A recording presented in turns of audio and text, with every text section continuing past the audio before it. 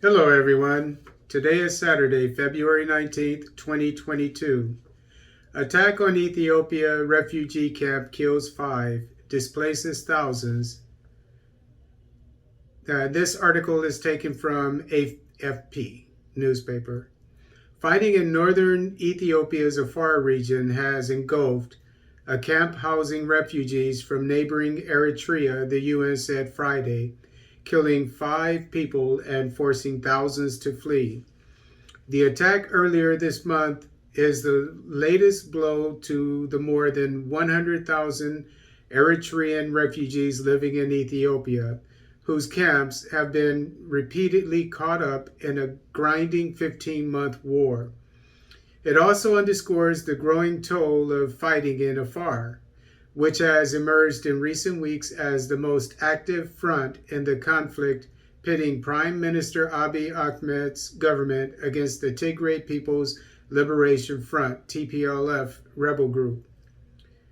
Survivors of the Barale camp attack in Afar reported that at least 5 refugees were killed and several women were kidnapped. I wonder what they're going to do with the kidnapped women. Excuse me. After armed men entered on February 3rd, the UN Refugee Agency said in a statement. Family members lost one another in the chaos of fleeing the camp, the statement said. The Barale camp is situated near the border between Afar and Tigray.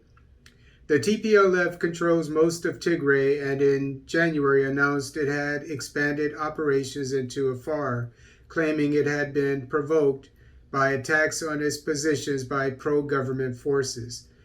Friday's UN statement did not specify which forces survivors accused of targeting the camp.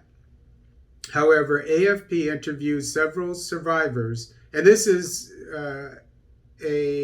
an unbiased report, by the way. AFP interviewed several survivors this week in the Afar capital, Samara, who said they believed the TPLF was responsible. I had never seen anything like that, refugee Mahamuda Ahmed said, recalling what he described as an assault on civilians with no pro-government combatants in the area. I had never seen soldiers open fire on civilians. There were no soldiers for them to fight. It was civilians, including women and children, and they were using very heavy weapons.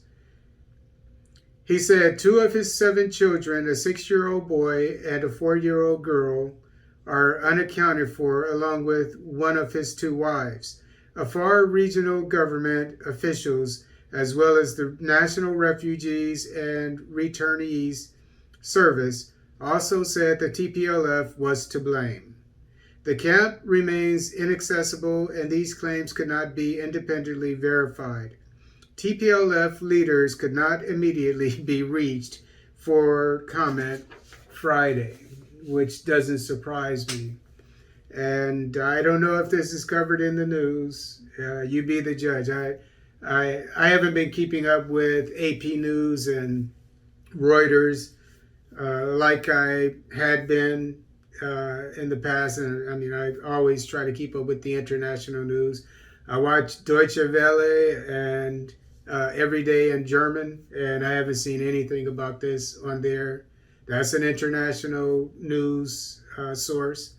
So if you keep up with the international news and you haven't heard anything about this, then it's just one more way that we could tell that the mainstream media is biased against the Abiy administration.